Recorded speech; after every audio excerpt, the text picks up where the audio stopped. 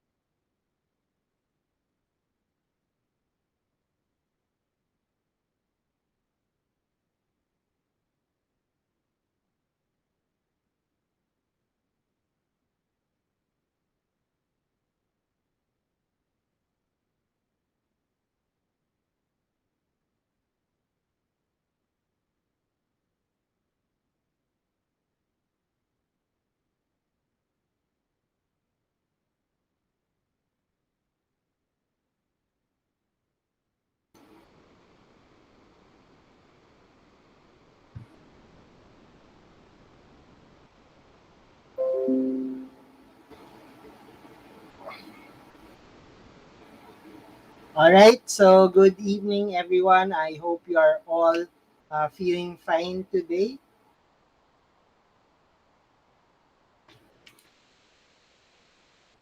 So, we'll continue with the principles of, and good evening, Janelle. And for the rest, just put a good evening in chat as proof of life.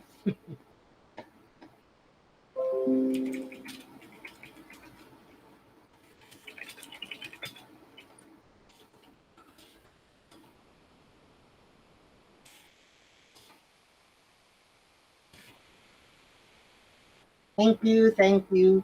So we'll just look at some light principles this week. I know we've been going through a lot of the concepts and well, it does get a bit overwhelming with all of the terms and all of the concepts that we went through.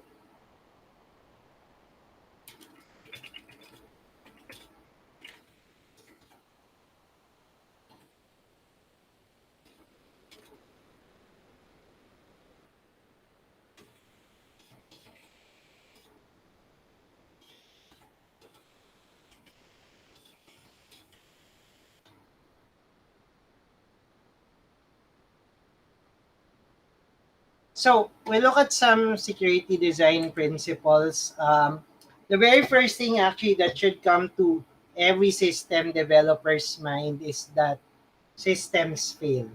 And we, those who build it, should accept the fact that we should plan for failure. So whether that failure happens or not, a good developer should always have a plan in case something happens.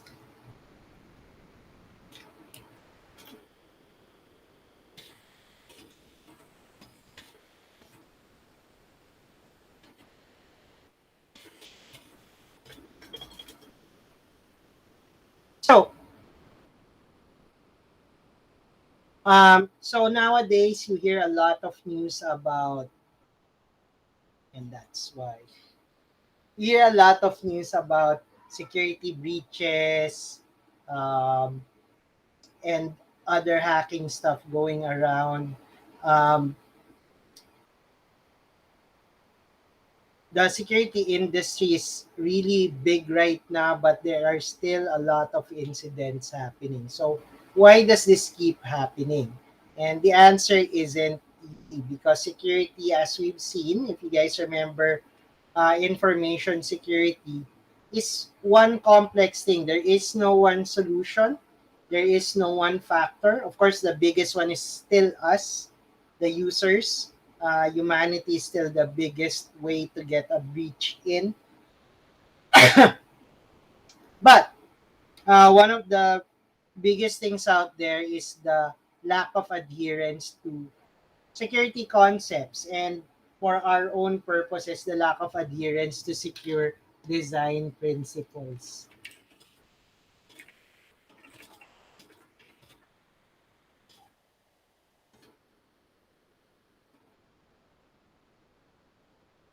So, with secure principles, we have to keep in mind that principles are normally a fundamental truth. And secure design principles are those upon which systems are built on to be resilient against attacks. They are well established in academic and research communities, yet a lot of businesses seem to implement them shallowly or do not implement them at all. So, the proper implementation of secure design principles together with business objectives and constraints should reduce significantly the vulnerability and mitigate the risk of a particular organization. There's a couple of secure design principles. You've already heard a few of them, so we get a chance to review them here.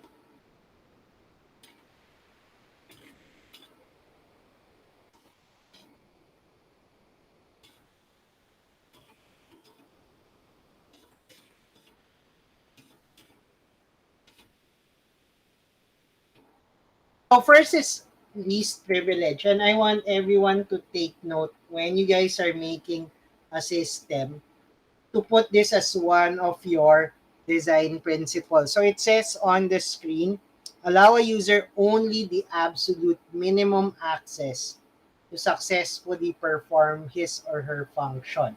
So when you make a login system, the users should have a concrete definition of what they can or cannot do on the system. So our best example is SIS. As students, the main thing you can do on SIS is to look at your grades. Faculty, on the other hand, have the ability to input your grades. So to keep it simple, there is a clearly defined role in SIS, and that also demonstrates least privilege. We log on, we are only able to do the things that we are required to do on the system.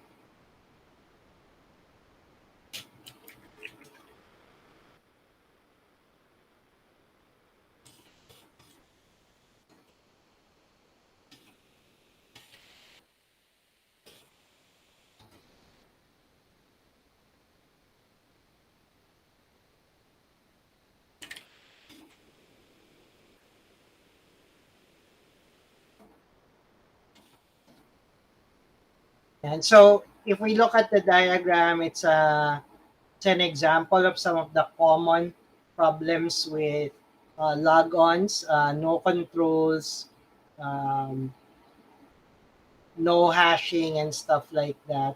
Um, and then when they get to the system, a lot of systems don't have privilege management.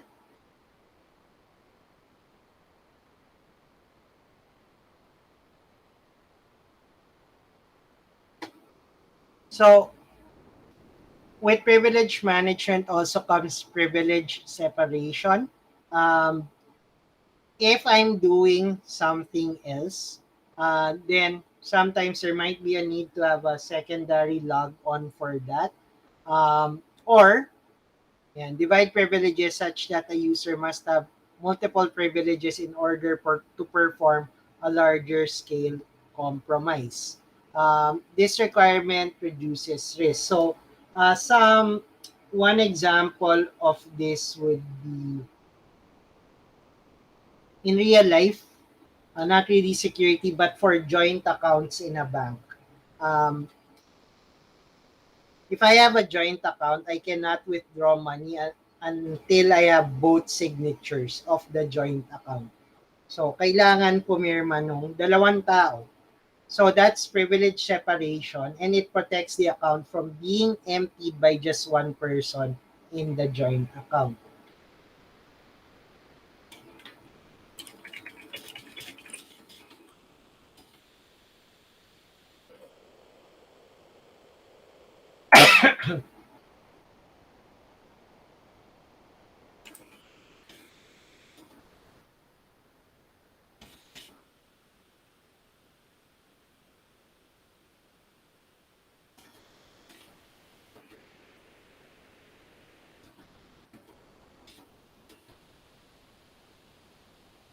And so, yeah, privilege separation. And then when you're applying security principles, you should always keep the concept of defense in depth in mind. So the assumption is that there is always a weak spot in your system, uh, and create defenses in a way to make broader scale compromises difficult. So you look at all the little things that might go wrong, and then you look at ways you can do to protect for most of them. Identify the most valuable assets and then build layers of protections for defense in depth. So let's look at a short video about this. Tell me, guys, if you can hear the sound when I play this. If not, tell me on chat, because sometimes Google Meets.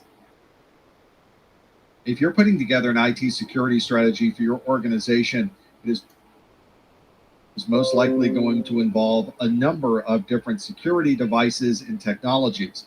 We call this layering of security defense in depth. It's never a single security component. It's a mixture of many different security technologies that provide us with the security that we need. When you're working on a layered security strategy, you might start with the physical controls. How do we keep people from physically touching the technology that we need to keep safe? You want to be sure that you have door locks and that you're installing fences. Most commonly, we see fences on the outside of our building, but we're also seeing fences that are on the inside of our data center. You might also want to make sure that your racks have locks on them so that nobody can get inside the physical rack itself. And of course, cameras can be useful to be able to monitor and make sure that no one is going to. Ay, damn it. If you're putting together an IT involve security difference from physically touching the tech. So you'll notice that defense in depth is not only about the software or the code that you're making, but it's a holistic view of things, including physical controls like locks, fences, and cameras, as indicated in the video. Technology that we need to keep safe. You want to be sure that you have door locks and that you're installing fences. Most commonly, we see fences on the outside of our building, but we're also seeing fences that are on the inside of our data center. You might also want to make sure that your racks have locks on them so that nobody can get inside the physical rack itself. And of course, cameras can be useful to be able to monitor and make sure that no one is going near any of your equipment. Once you know that you're keeping people physically away from your technology, you also want to put together technical controls to keep people at bay. You want to make sure that the hardware and software that you're using is hardened, and you want to put in place other technical controls, such as firewalls, Active Directory authentication, or disk encryption. And some of the controls that are most important are your administrative controls. These are the policy. So I also want you guys to take a look at this one. There are technical controls, there are physical controls, and there are actual administrative controls, which include policies and procedures to help make the organization safer. So defense in depth is not just a technology thing, but it's a cool big picture thing that includes everything that will help in the security setup of the organization. And procedures that everyone must follow to make sure that you maintain the security of your infrastructure. There may be a set of policies that are followed when people are brought on board, and another set of policies that are followed when people are offboarded. And you may want to have other policies in place to tell you what to do when a visitor comes into your building, or what you do with your backup media. All of these layers work together to provide you with this defense in depth. When we start putting on all of these different security layers, you may be surprised at both the depth and the breadth of the security technologies in place. Almost everyone will have a firewall in place to maintain the security between the internet and the inside of the network. You might also include with that firewall a DMZ so that you can provide services to the outside without having anyone gain access to the inside of your network. If you're someone who is keeping a lot of usernames and passwords, you may want to make sure that all of this information is both hashed and salted, and there may be a formal process in place to provide authentication for anyone who needs access to any of your services. It's common these days to include an intrusion prevention system on your network, and you may want to enable a VPN gateway for people that need access to the inside of your network if they're on the outside of the building. If someone is coming into the building, you might want to layer on a series of card or badge access to provide that level of security. And once people are using their computers, you want to be sure that they're protected with antivirus and anti-malware software.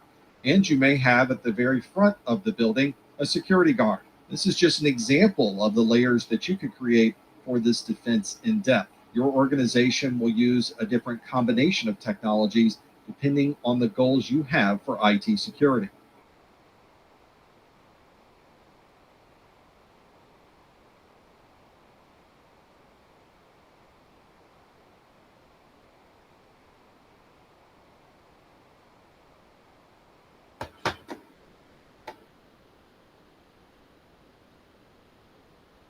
Okay, so as developers and security personnel in general, one other principle is trust reluctance. So assume all trusted parties are or can become malicious.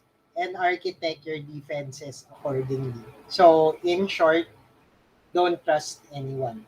Or even if you do trust everyone in the organization, you should still put safeguards there to prevent even a trustworthy person from abusing the system. And so, open design, um, the integrity of system security should not rely on secrecy. And so, things that we do should not be a factor of keeping something secret.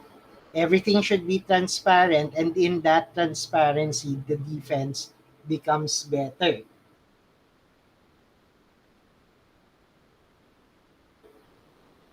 So, your defense should not rely on the ignorance of users. So take note of that for those who are taking down notes. Open design means that my system does not become more safe if my users are ignorant. My system becomes better or more safe if they are more knowledgeable. So bakit? Biggest example is if you rely on the ignorance of people to protect your system, the moment one of your users become knowledgeable, they can abuse the system. So that's why you do not rely on secrecy, you do not rely on ignorance to protect your system.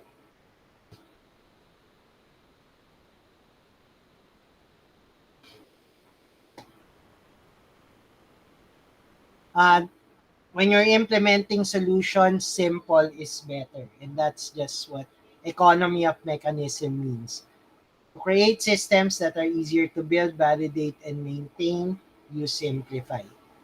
And actually, it doesn't just apply to security, it applies to any solution that you're trying to do.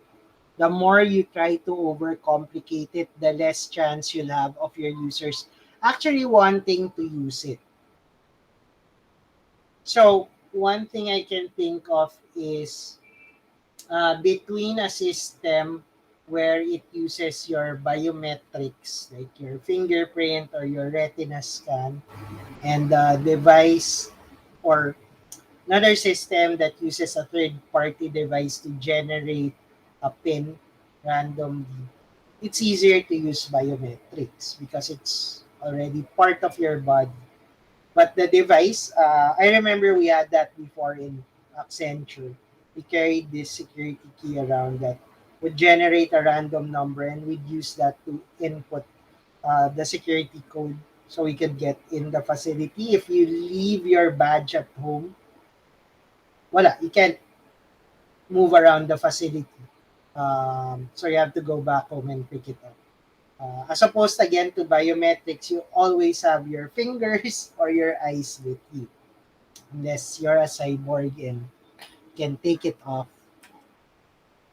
Um, there should also be complete mediation as much as possible. So any process um, must be any process must always validate the authorization of the user trying to do it.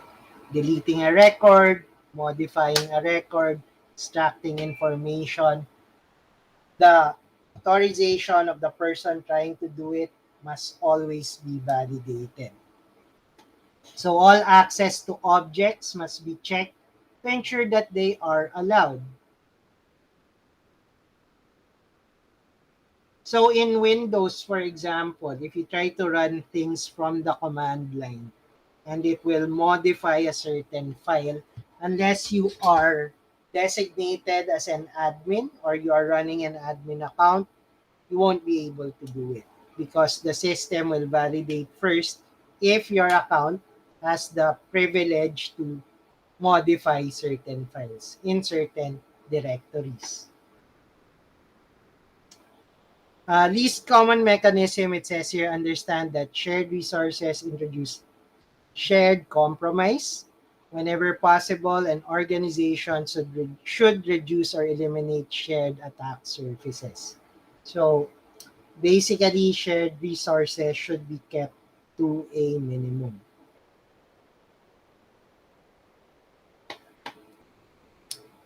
Fail secure, except the fact that systems fail, and those who build systems should plan for failure, as we saw earlier. The system should be able to default to a secure state, not an insecure one. So if something happens and I leave my system alone, it should still be secure. Okay? Or whatever it does, nagkaroon ng red alert, it secures itself rather than opens itself up to anyone out there. You always try to secure the weakest link. Identify points of easy compromise. Um, just as defenders calculate a return on resource investment, so do bad actors out there. They always choose the weakest link as an easy path to system compromise. Um, the weakest link is often a trusted third party solution whose integration does not consider trust reluctance, as shown above, or even just the people who are doing things day in and day out and they get tired of following a certain procedure. And reduce asset handling. Provide access only to the smallest number of assets your system needs in order to deliver value. And then always build security in. Um, Look at financial investments, but also look at manpower investments. It's more effective and less expensive to build security into each stage rather than doing it at the very end.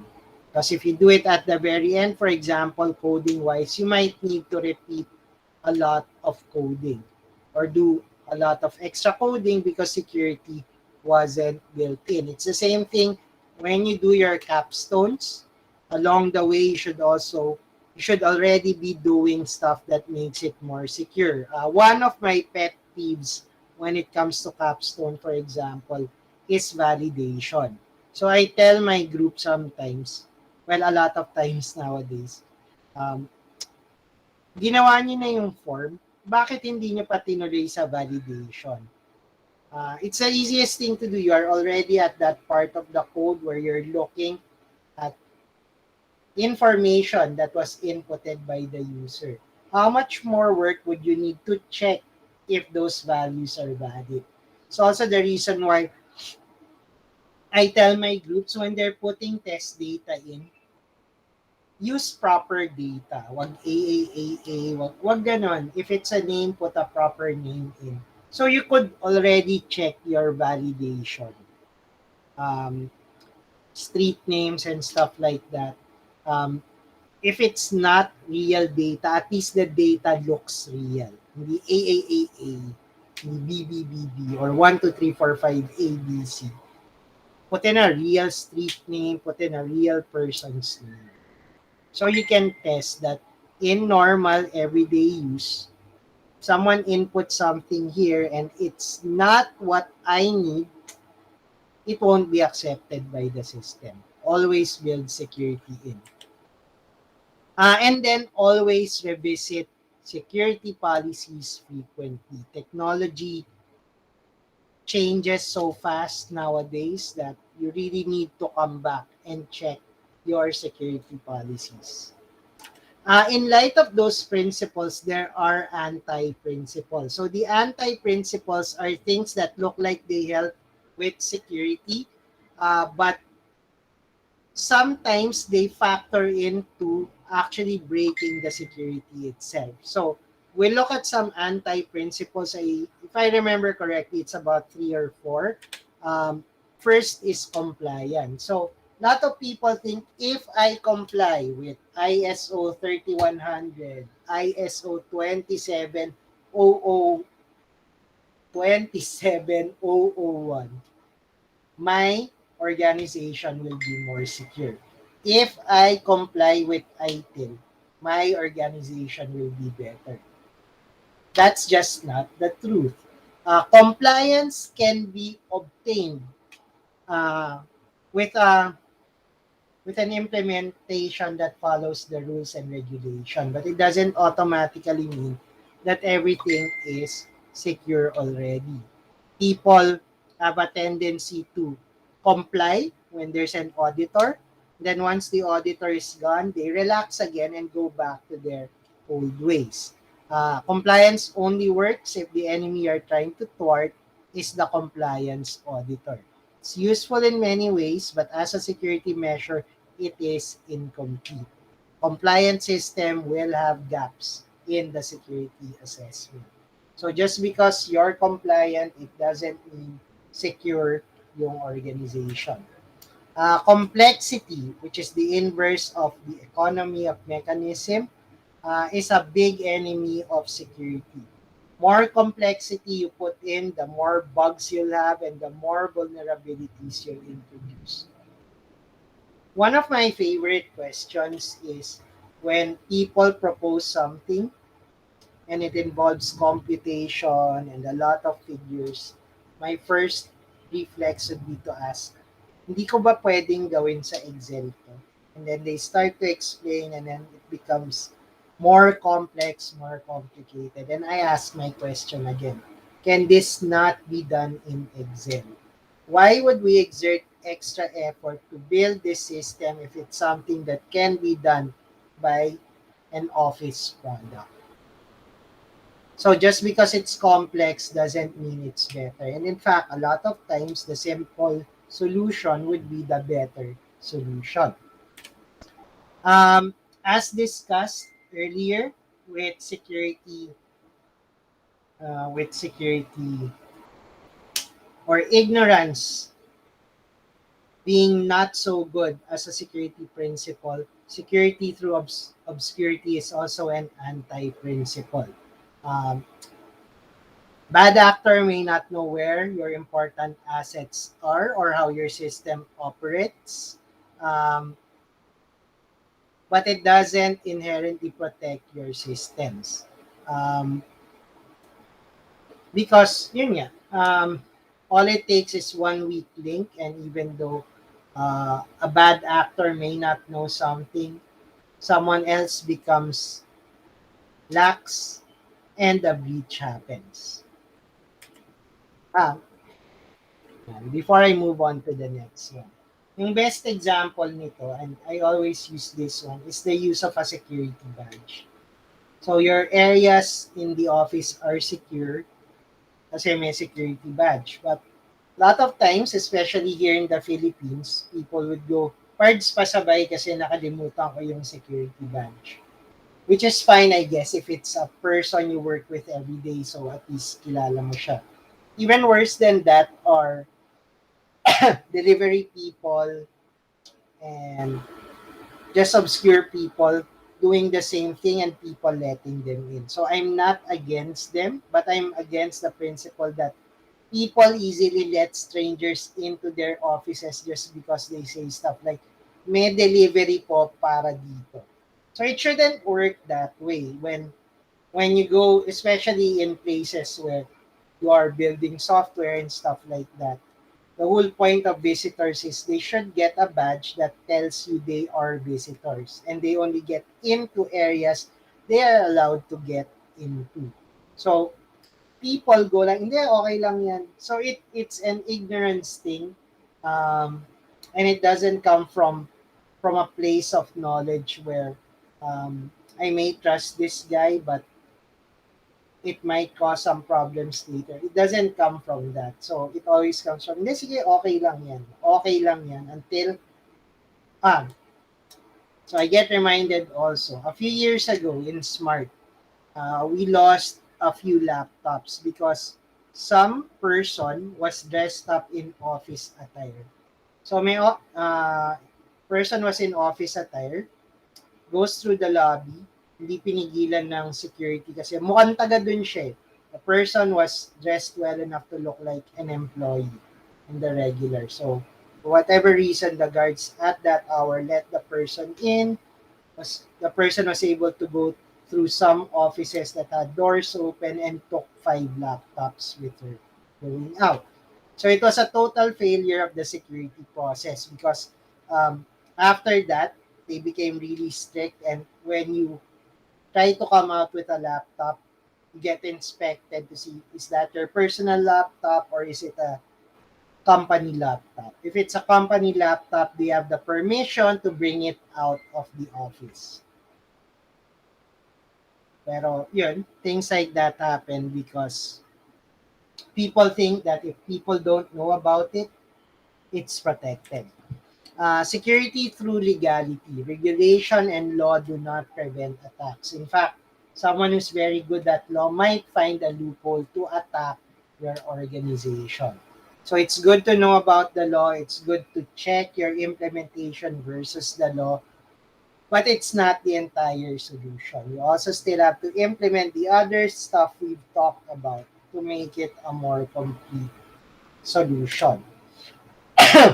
And then the last anti-principle is the deferral of risk. Vendors often look to their customers to articulate requirements, and then clients often expect vendors um, with an understanding already. So ina-assume agad nila na alam na ni vendor, or vendor also assumes na alam na ni client yung sinasabi nila.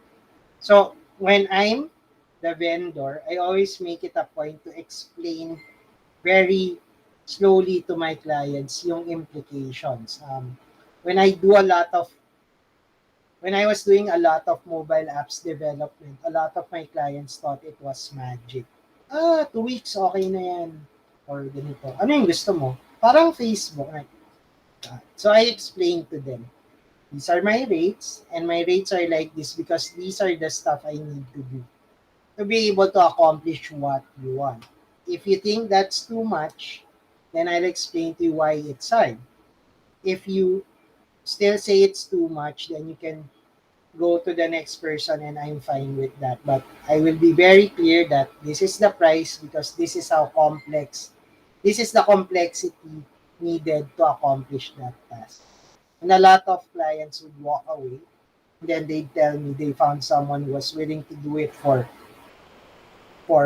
half or a third of the price. And then later on, they come back to me and ask me to fix the stuff kasi merong maling ginawa. And I told them, well, see, now you paid them, now you're going to pay me to fix what they did. If you just went to me directly, you'd have paid the same thing and we wouldn't doing stuff like this. So deferral of risk is one anti-principle. Especially in security, it's a shared problem. Both sides, everyone should toss in whatever help they can have. So balancing secure design principles, organizations consider how to architect defenses, hopefully keeping secure design principles in mind. An emphasis should be placed on looking at why given systems exist and what their business purposes are. Decisions are made that integrate relevant secure design principles while you're doing your systems design. So, hindi dapat after. Dapat during. We build our security while we're building this system. When you implement, deploy the design decision made into a production system, assess the logistical and real-world considerations to successfully deploy your plans. And then maintenance. Um, there is always maintenance involved. What are my plans to maintain the system for a year, 5 years? Do I need to buy upgrades and stuff like that? It's an ongoing process and it never concludes. So with that being said, all three of the generalized phases, maintenance, implementation, and design, um, usually have a third party that you can contact in case you think your organization can't handle it on their own. It's important to note that methodology matters. Assessments must be defined by rigorous plans and carried out with those plans in mind. So, black box testing, penetration testing, being familiar with the legality and the laws connected to what you're doing, as well as secure design principles. So it's always a balance because we don't have an infinite budget to implement all of them, but we also don't want to lose money because we left security rules open. And that ends my presentation for tonight. Questions, comments, or clarifications?